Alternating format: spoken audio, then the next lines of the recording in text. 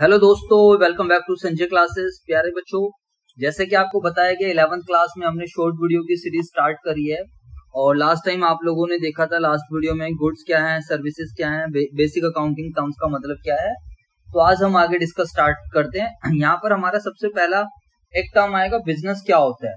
तो मेरे दोस्तों, जब बिजनेस की बात करी जाएगी तो बिजनेस एक प्लेटफॉर्म होता है जहां पर सामान, वो जो गुड्स मैंने समझाया था, जहां पर गुड्स परचेज किए जाते हैं, सेल किए जाते हैं और सर्विसेज प्रोवाइड करी जाती है रेगुलर बेसिस पर टू अर्न प्रॉफिट, यानी कि प्रॉफिट कमाने के लिए किया जाने वाला काम या धंधा जिसमें सामान बेचा जाए या फिर सर्विसेज दी जाए और रेगुलर बेसिस पर होना चाहिए। कौन से बेसिस पर? रेगुलर बेसिस पर।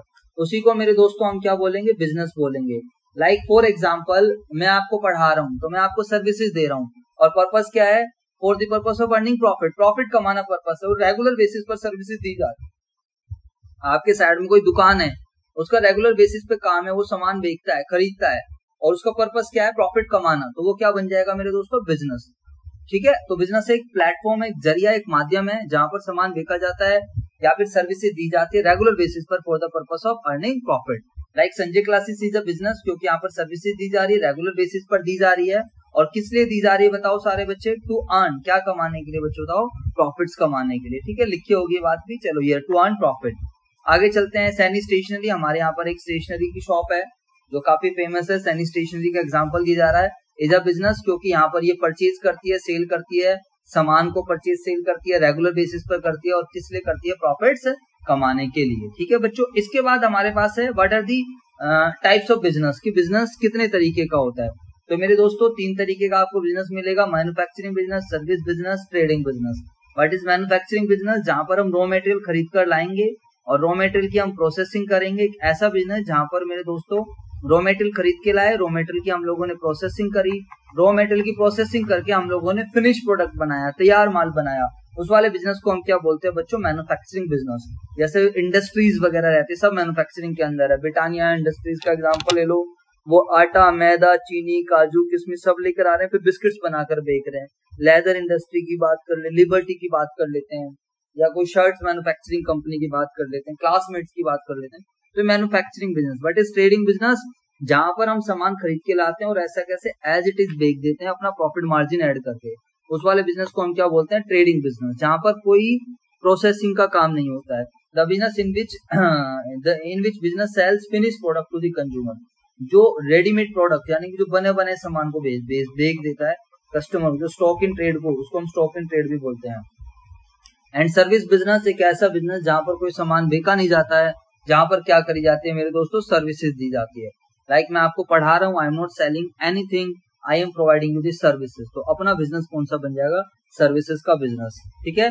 Those business in which no goods are sold but only services are provided, जैसे साइबर कैफे की बात हो गई, सैलून वाली बात हो गई, कोचिंग सर्विसेज हो गई।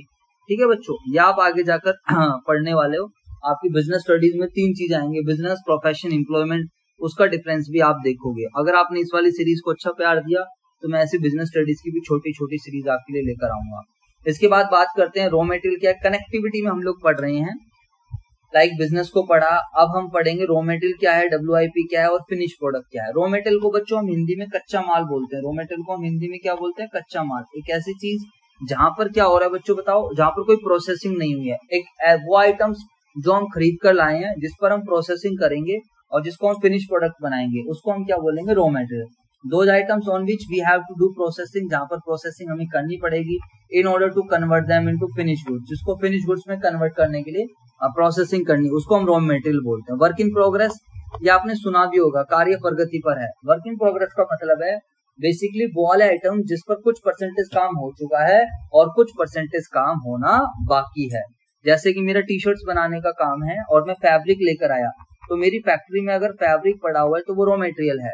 अब फैब्रिक की मैंने कटिंग करी, तो कट करने के बाद जो कटा हुआ फैब्रिक पड़ा हुआ है उसको हम क्या बोलेंगे? Work in progress. Work in progress simply means where some percentage of work has been done and some percentage of work is yet to be done. Some percentage कुछ होना बाकी है। ठीक है बच्चों। जैसे अब मैं बच्चों को एग्जांपल देता हूँ, आपके घर में एक बर्तन के अंदर व्हाइट वाला आटा रखा है, सफेद आटा रखा हुआ है। तो सफेद जो आटा है जिसमें पानी वानी कुछ भी नहीं डाला, वो रॉ मटेरियल की तरह होगा। उसके बाद जो गूंदा हुआ आटा है, जो कौन सा आटा है बच्चों बताओ? गूंदा हुआ आटा।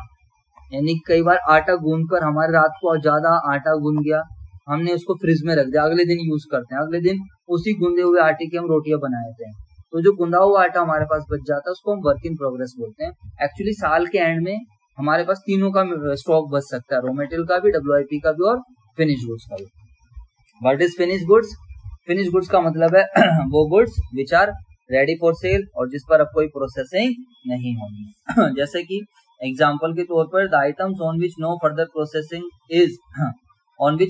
प्रोसेसिंग इज फर्दर रिक्वायर्ड, जहां पर कोई प्रोसेसिंग करने की आवश्यकता नहीं है, and which is ready for sale, और जो बिकने के लिए तैयार है, उसको मेरे दोस्तों हम क्या बोलेंगे? Finish goods. ठीक है बच्चों, तो हमने सीरियल वाइज चीजें समझा रखी है। अभी आप आगे जाकर पढ़ोगे, यहीं पर ही एक ओपनिंग स्टॉक आएगा और एक क्लोजिंग स्टॉक आएगा। तो जो हमारे पास साल के स्टार्टिंग में जो सामान पड़ा रहता है उसको हम ओपनिंग स्टॉक बोलते हैं, जो साल के एंड में जो पड़ा हो उसको हम क्या बोलते हैं? Closing stock. चाहे वो रॉ मटेरियल का हो, चाहे वो फिनिश गुड्स का हो। WIP के लिए भी ओपनिंग WIP या क्लोजिंग WIP बोल सकते हैं, स्टॉक भी लगा सकते हैं, ऐसी कोई दिक्कत नहीं है। ठीक है, अकाउंटिंग पीरियड कॉन्सेप्ट आएगा, वो हम देखेंगे, थोड़े बड़े हो जाओ धीरे धीरे। अब हमारे पास एक मोस्ट इंपोर्टेंट वर्ड आ रहा है, that is transactions. Also explain its types. बेटा ध्यान रखना, अकाउंटिंग टोटली किसके ऊपर बेस्ड है? ट्रांजेक्शन के ऊपर। अगर आपको ट्रांजेक्शंस का मतलब नहीं पता है या ट्रांजेक्शन अगर हमारे बिजनेस में नहीं है तो अकाउंटेंट की जरूरत ही नहीं है।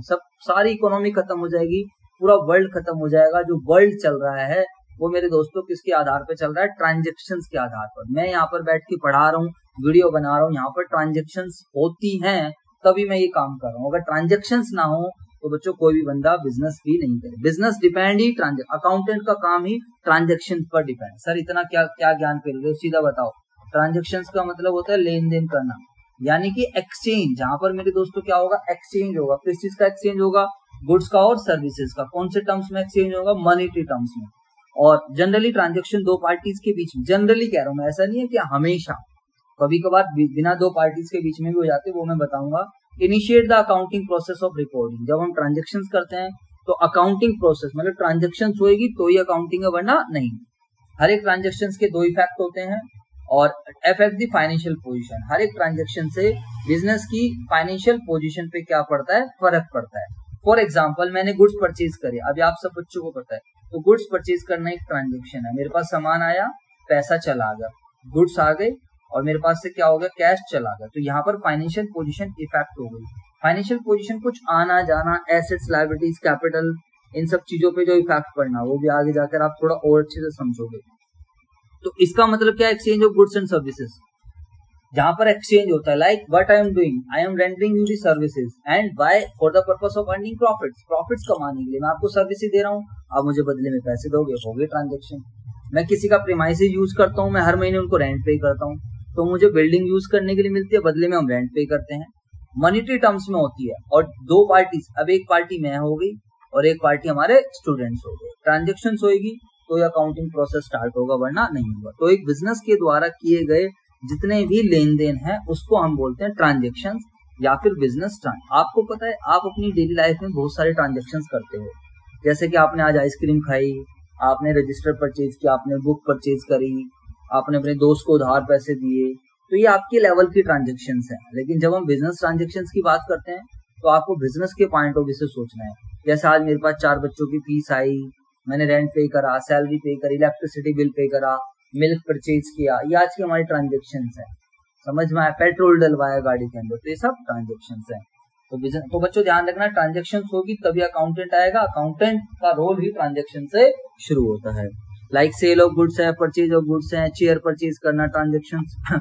हमारे पास टेलीफोन है, उसके चार्जेस आते हैं हर महीने, repair, electricity bill transaction, white board purchase किया, advertisement, salary paid, water charges, repair, computer, ये सब मेरे दोस्तों क्या है? ट्रांजेक्शन है। ठीक है, स्टेटिंग differently, it is an agreement between two parties involving transfer of exchange of goods और सर्विसेज हैविंग मॉनेटरी वैल्यू। तो दो पार्टीज के बीच में एक एग्रीमेंट हो रहा है जहां पर गुड्स या सर्विसेज का एक्सचेंज होगा, और किसके लिए होगा? For the purpose of money, पैसे के टर्म्स में।